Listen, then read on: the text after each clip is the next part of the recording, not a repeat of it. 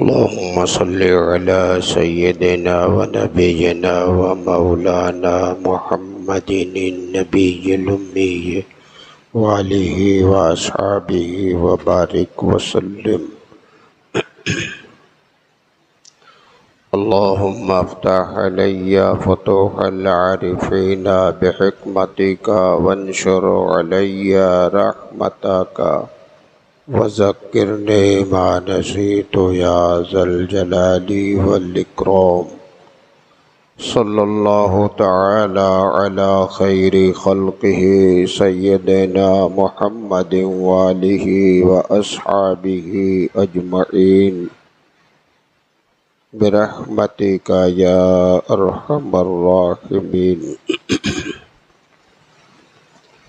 نحمده ونصلي ونسلم على حبيبه الكريم. أما بعد، فأعوذ بالله من الشيطان الرجيم. بسم الله الرحمن الرحيم. إذا جاء نصر الله والفتح أرأيت الناس يدخلون في دين الله أفواجا فسبح بحمد ربك واستغفره إنه كان توابا.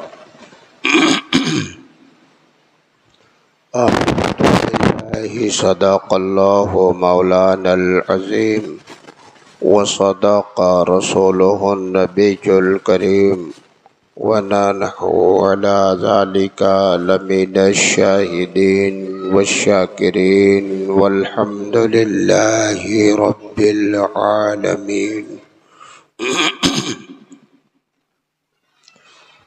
مقتدر باعظمت علماء اہل سنت و برادران اہل سنت و جماعت، السلام علیکم ورحمۃ اللہ وبرکاتہ.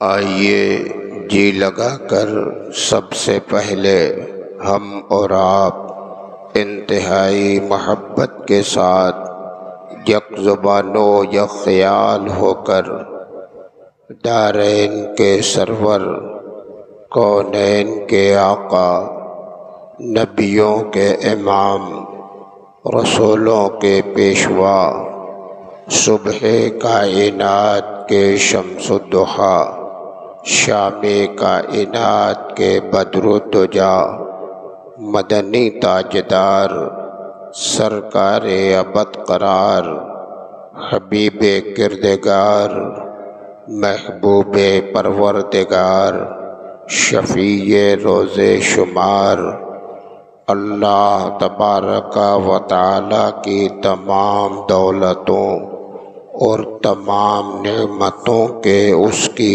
عطا سے مالک و مختار، سرور کائنات، فخر موجودات، صاحب کمالات، مخزن معجزات، جامع الصفات، سرکار احمد مجتبیٰ محمد مصطفیٰ علیہ تحیت و ثنا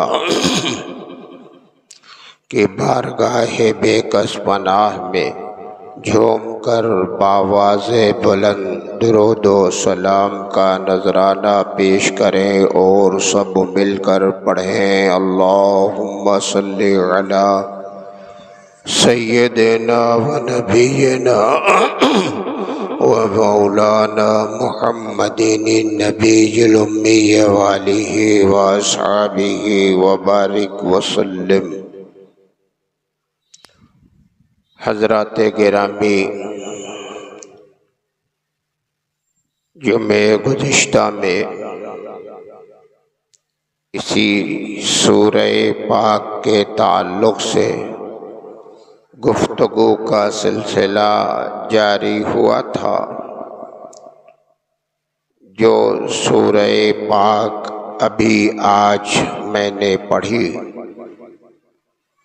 کہ اذا جاء نصر اللہ والفتح ارأیت الناس يدخلون فی دین اللہ افواجا فسبح بحمد ربک واستغفرہ انہ کان توابا۔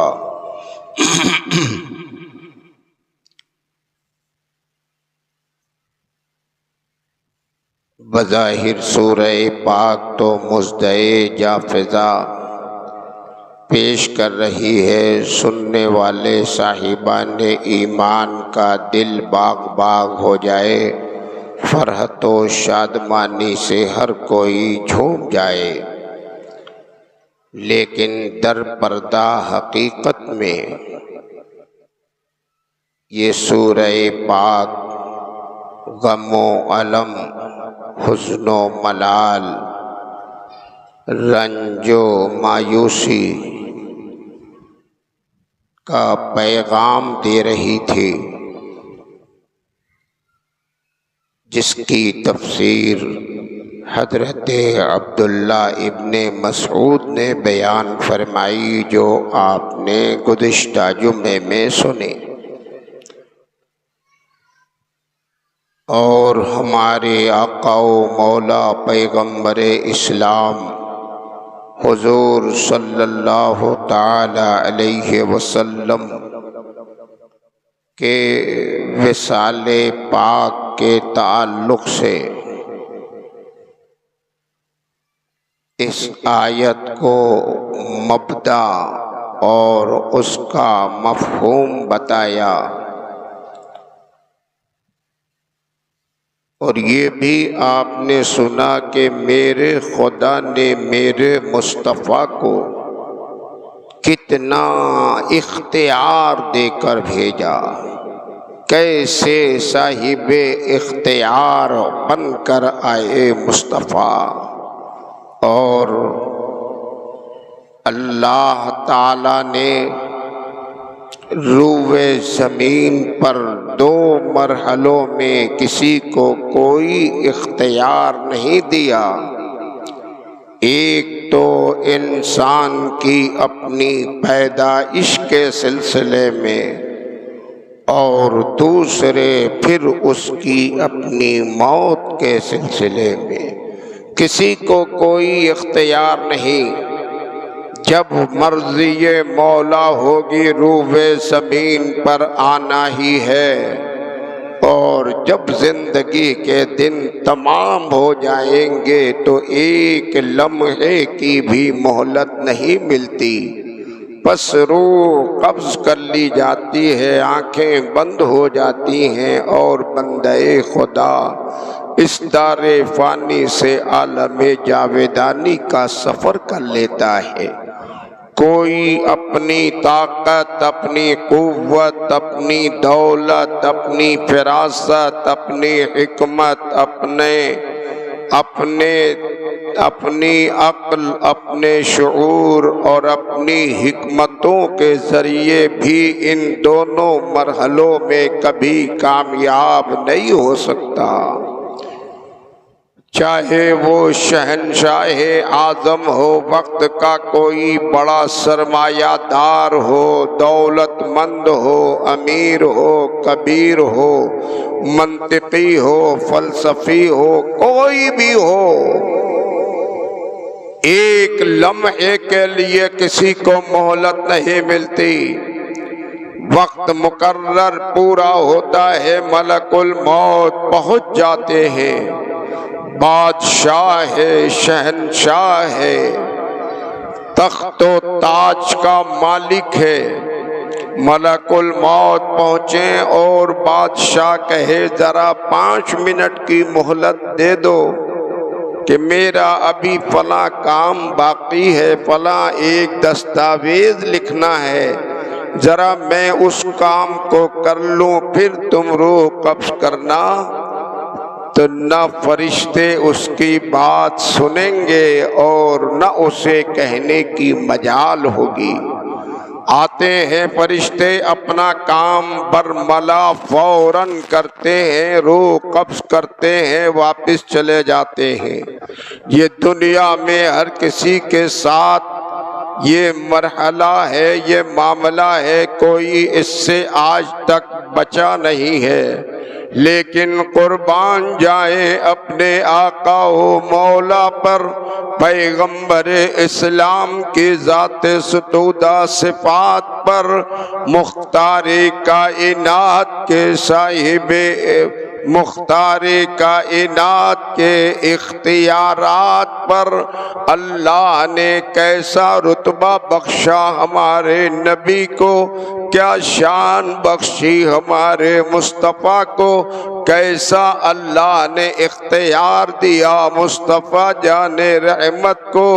اللہ اللہ، نبی روئے زمین پر آئے تو آپ سن چکے ہیں کہ وہ بھی نبی کی اپنی مرضی ہی رہی ہے۔ جیسے مصطفیٰ نے اپنے کو چاہا ہے بننا، ویسے ان کے مولا نے بنا کر بھیجا ہے۔ اور اب دار فانی سے عالم جاویدانی کا سفر کرنا ہے، وہ مرحلہ بھی آ گیا ہے۔ آپ نے یہ بھی سنا جمعہ گزشتہ میں کہ ملک الموت کی بھی جرأت نہیں ہے، ہمت نہیں ہے کہ بغیر اجازت مصطفیٰ کے در دولت میں داخل ہو جائیں۔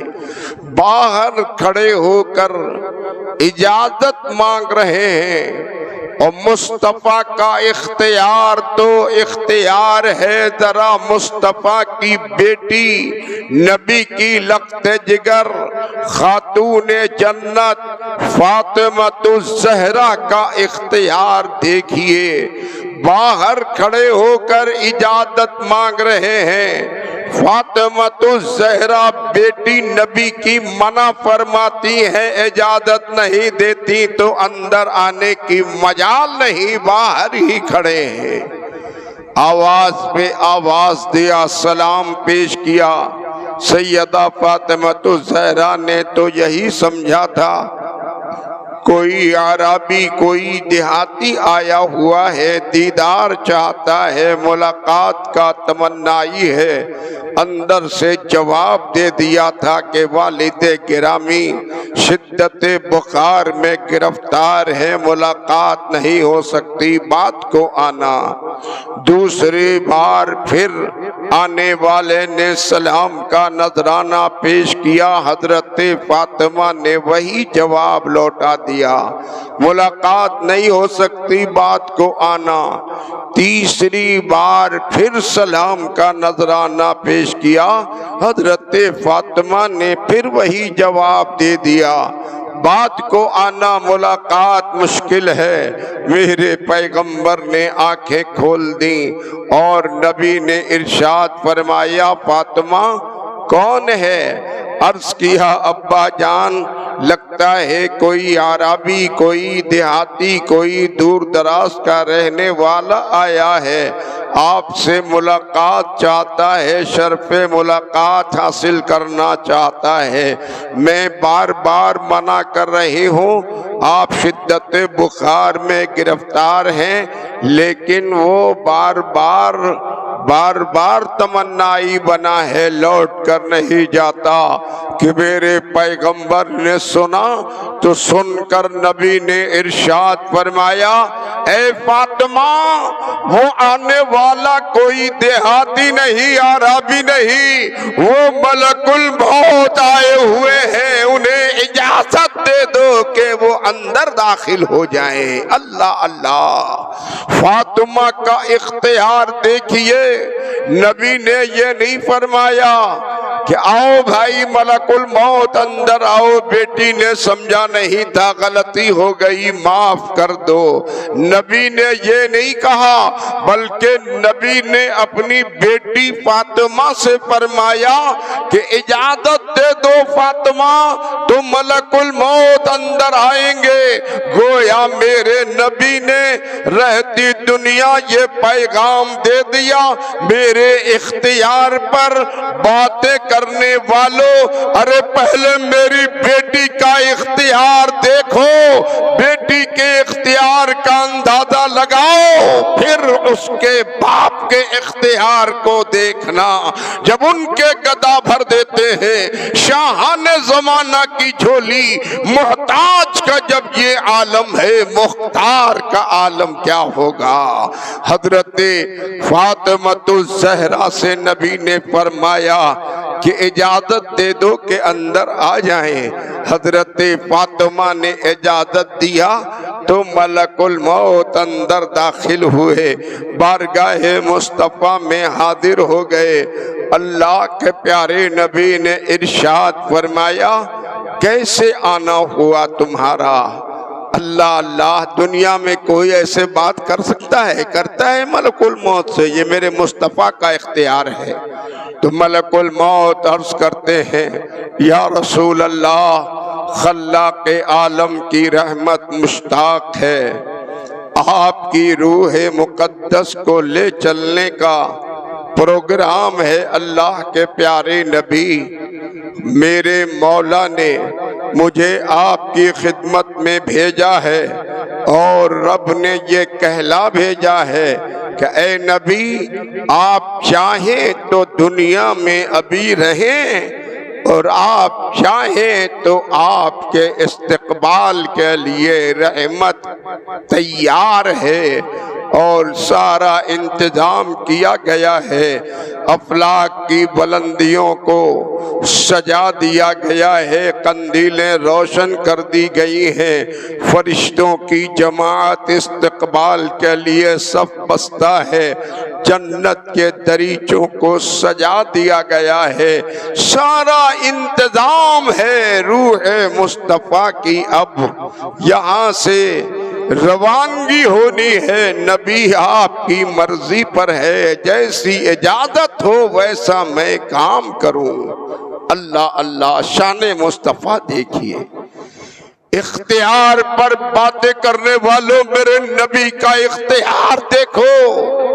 ملک الموت یوں ہی روح نہیں قبض کرتے، نبی کی مرضی کے طلبگار ہیں، اجازت پر سارا مرحلہ موقوف ہے۔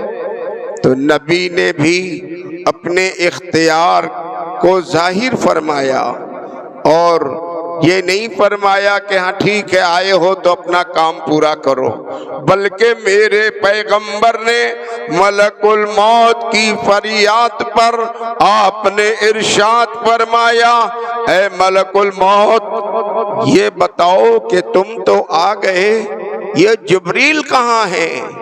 جبریل امین کہاں ہیں؟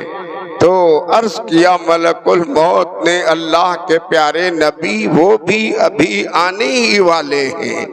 میرے پیغمبر نے ارشاد فرمایا ملک الموت ٹھہرو، ابھی جبریل کو آ لینے دو۔ شان مصطفیٰ دیکھیے، ہے دنیا میں کوئی ایسا؟ پوری کائنات کا جائزہ لے لے، کوئی ایسا اختیار والا نظر نہیں آئے گا۔ یہ شان اگر خدا نے بخشی ہے تو ہمارے نبی مصطفیٰ جان رحمت کو عطا فرمائی ہے۔ جبریل امین کو آ لینے دو۔ تو ملک الموت ٹھہرے رہے، انتظار میں رہے، رکے رہے کہ جبریل امین بھی بارگاہ رسالت میں تھوڑے وقت کے بعد حاضر ہو گئے۔ جبریل امین آئے تو مصطفیٰ جان رحمت نے جبریل امین سے ارشاد فرمایا یہ دیکھو ملک الموت کیا کہہ رہے ہیں۔ جبریل امین نے عرض کیا ان اللہ یقرؤک السلام، اے مصطفیٰ آپ کے خدا نے آپ کو سلام بھیجا ہے، اور ملک الموت جو کہہ رہے یہ بجا ہے، میرے خدا نے مجھے بھی خدمت میں بھیجا ہے۔ اللہ کے پیارے نبی آپ کی مرضی پر مولا نے چھوڑ دیا ہے، آپ چاہے مصطفیٰ تو تشریف لے چلیں اور آپ چاہے تو یہیں پر رہیں، آپ کی مرضی ہے۔ اللہ اللہ، جبریل امین نے بھی وہی بات آج کر پیش کی جو ملک الموت کہہ چکے تھے۔ میرے مصطفیٰ نے ارشاد فرمایا، اے جبریل یہ بتاؤ کہ میرے بعد میری امت کا کیا ہوگا، میری امت کا کیا حال ہوگا۔ اللہ اللہ، یہ وہ رحمت للعالمین ہیں، صاحبان ایمان اپنے مصطفیٰ کے کرم پہ، نبی کی عنایت پہ، مصطفیٰ کی رحمت پہ قربان جائے۔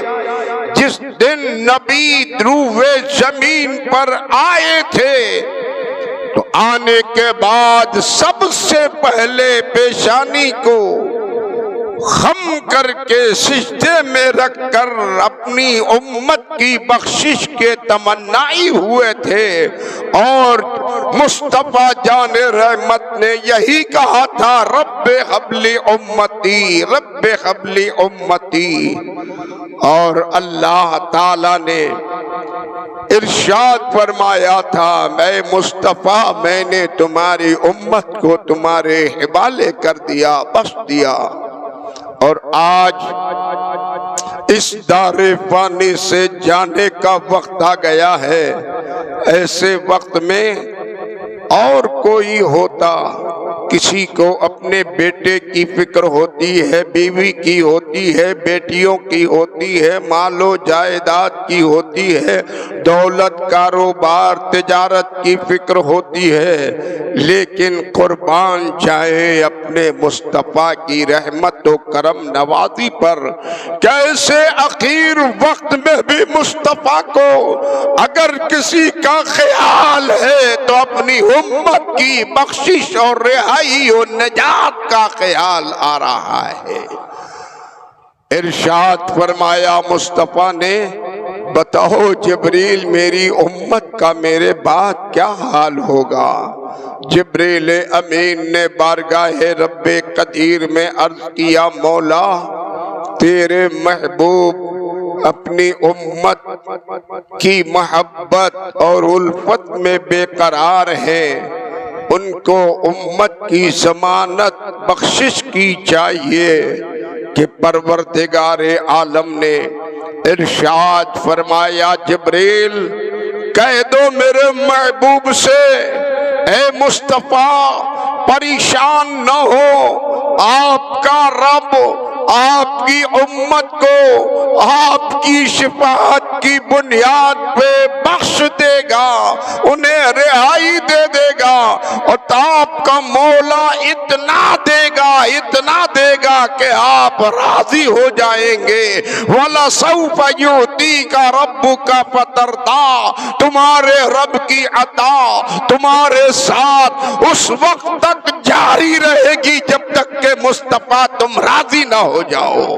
اللہ اللہ، یہ شان ہے میرے مصطفیٰ کی۔ اور جبریل امین نے عرض کیا، یا رسول اللہ پروردگار عالم نے کرم فرما دیا ہے، آپ کی امت کی بخشش کی ضمانت دے دی ہے، اور اب آپ اطمینان رکھیں، آپ کی امت آپ کی شفاعت کی بنیاد پر بخش دی جائے گی۔ آپ کے خدا کی عطا اور کرم اس وقت تک آپ سے تک جاری رہے گا جب تک کہ مصطفیٰ آپ راضی نہ ہو جائے۔ جب نبی نے یہ سن لیا تو اب میرے نبی کو طمانینت حاصل ہو گئی، اطمینان قلبی ہو گیا۔ اب نبی یہ دو عالم نے ارشاد فرمایا، اے جبریل میں بھی اس دنیا میں اب رہنے کا تمنا ہی نہیں، فکر جو تھی پوری ہو گئی، کام جو لے کر آیا تھا پورا ہو گیا، میں بھی جوار رحمت میں چلنا ہی چاہتا ہوں، کہہ دو ملک الموت سے کہ وہ اپنا کام شروع فرما دے، اپنا کام شروع کرے۔ نبی نے جب اجازت دے دیا تو جبریل نے ملک الموت سے کہا، اب ملک الموت نے روح مصطفیٰ کو قبض کرنے کا کام شروع کیا۔ اللہ اللہ، روح مصطفیٰ جسم مطہر سے نکالی جا رہی ہے۔ نبی دو عالم کو کچھ تکلیف سی ہوئی، کچھ تکلیف ہوئی تو میرے پیغمبر نے ارشاد فرمایا، اے ملک الموت، کیا میرے غلاموں میں، خدا کے بندوں میں جب تم روح قبض کرتے ہو تو انہیں بھی ایسی ہی تکلیف ہوتی ہے؟ ملک الموت نے عرض کیا، یا رسول اللہ، یہ تو آپ کے ساتھ نہایت درجہ مہربانی، نرمی، انتہائی ادب، انتہائی احترام کے ساتھ یہ کام ہو رہا ہے، ورنہ آپ کے خدا کے عام بندوں کے ساتھ ایسا کوئی برتاؤ نہیں ہوتا۔ میں جاتا ہوں، پل بھر میں اپنا کام پورا کرتا ہوں، لوٹ جاتا ہوں۔ اللہ اللہ، مصطفیٰ بے چین ہو گئے۔ ارشاد فرمایا، اتنے احتیاط کے بعد جب تکلیف کا یہ عالم ہے تو میرے غلاموں پہ، خدا کے بندوں پہ کیا حالت گزر رہی ہوگی جب ان کی روح قبض کی جاتی ہے۔ اللہ اللہ، میرے مصطفیٰ کی روح پاک کو جسم مطہر سے ملک الموت نے باہر کر لیا، لے کر چلے چلے چلے۔ کیا شان ہے نبی کی، روح مقدس لے کر ملک الموت چلے۔ ساری راہیں، افلاک کی بلندیاں، طبقات سماوات، ہر جگہ فرشتوں کی بھیڑ ہے، صفے استوار ہے، ہر کوئی روح مقدس اور روح مصطفیٰ کے دیدار کا تمنائی ہے۔ ملک الموت لے کر چل رہے ہیں روح مصطفیٰ، سماوات کے طبقات پر فرشتے دیدار کر رہے ہیں۔ لے کر ملک الموت پہنچے۔ اب ان کے لیے ایک اور مرحلہ اہم درپیش ہو گیا کہ اس روح مقدس کو لے کر چلے تو رکھے کہاں رکھا جائے۔ افلاک کی بلندیوں پہ پہنچے، آگے بڑھے، عالم ارواح میں پہنچے۔ جہاں بھی پہنچتے ہیں تو وہ ٹھکانہ کمتر نظر آتا ہے، روح مصطفیٰ افضل نظر آتی ہے۔ افضل کو کمتر ٹھکانے میں رکھا کیسے جائے؟ جگہ بدلتے جا رہے ہیں، مقام بدلتے جا رہے ہیں۔ عالم ارواح میں بھی نبی کی روح کے شایان شان جگہ نہ ملی اور آگے بڑھے، جنت میں پہنچے اور آگے بڑھے، لوح و قلم تک پہنچے اور آگے بڑھے، عرش اعظم تک پہنچے، وہاں بھی ٹھکانہ نہیں۔ عرش اعظم تو میرے مصطفیٰ کے قدم کے نیچے رہنے والا ہے۔ یہ روح مقدس عرش اعظم پر بھی مناسب لگی، افضل و اعلیٰ ہے، ایسا برتر و بالا ٹھکانہ نہیں مل رہا۔ خلاق عالم کی بارگاہ میں ملک الموت روح مصطفیٰ لے کر حاضر ہو گئے۔ عرض کیا، پروردگار عالم، میں تیرے حبیب کی روح پاک کو لے تو آیا ضرور، لیکن اس کو رکھوں کہاں؟ کوئی ٹھکانہ ملتا نہیں۔ جنت بھی کمتر ہے، لوح و قلم بھی کمتر ہے، افلاک کی بلندیاں، عالم ارواح، ہر جگہ میں ڈھونڈ ڈالا، کوئی ٹھکانہ ٹھکانہ ایسا نہیں ملتا جہاں روح مصطفیٰ کو مکی کیا جائے۔ عرش اعظم سے بھی افضل ہے روح مصطفیٰ کہ خلاق عالم نے ارشاد فرمایا، اے ملک الموت بے شک تمہارا نظریہ درست ہے، یہ میرے حبیب کی روح ہے، ایسی افضل و اعلیٰ ہے کہ کائنات میں اس جیسا کوئی نہیں، لہذا لے کے جاؤ جہاں قلب مصطفیٰ سے نکال کر لائے تھے، لے جا کر اسی قلب مصطفیٰ میں رکھ دو، اس سے بہتر کوئی ٹھکانہ نہیں ہے۔ اللہ اللہ، اس طرح سے ملک الموت روح مصطفیٰ کو لے کر واپس آئے اور قلب ناز مصطفیٰ میں رکھ کر چلے گئے۔ یہ میرے نبی کی شان ہے، ایسی شان کا مالک، ایسی عظمت، ایسی شرافت، اتنا رتبہ بلند ذات مصطفیٰ ہے۔ اللہ کے پیارے نبی کا وصال ہو گیا، مدینے کی دھرتی پر افراتفری کا ماحول ہو گیا، جتنے صحابہ ہیں، جانثار ہیں، صاحبان ایمان ہیں، سب دیوانے ہیں، اشکبار ہیں، پیغمبر کا وصال ہو گیا ہے۔ لمبی روداد ہے، اللہ کے پیارے نبی کو پھر جو دستور ہے اسلام کا غسل دیا گیا، آپ کے جنازے پاک کی تیاری ہوئی، نماز جنازہ کون پڑھائے، امامت کون کرے، کوئی کسی کے مجال نہیں ہے۔ دنیا میں ہر کسی کی نماز جنازہ ہوتی ہے، ایک امام ہوتا ہے، سب مقتدی ہوتے ہیں، لیکن اللہ کے پیارے نبی کی شان اور رتبہ یہ ہے، نماز جنازہ صف لگا کر امام بن کر کسی کی مجال نہیں ہوئی، باری باری لوگ اندر حجرے میں جاتے، حجرے رسول میں جاتے، اور نبی یہ دو عالم کا جسد مطہر رکھا ہوا تھا، لوگ جاتے رہتے دست بستہ ہاتھ باندھ کر، کوئی دعائے مغفرت نہیں پڑھتا، درود پاک کا نذرانہ پیش کرتے، واپس آ جاتے، دوسرے جاتے، تیسرے جاتے، اس طرح سے یہ سلسلہ جاری رہا۔ یہ شان مصطفیٰ ہے، نبی یہ پاک کے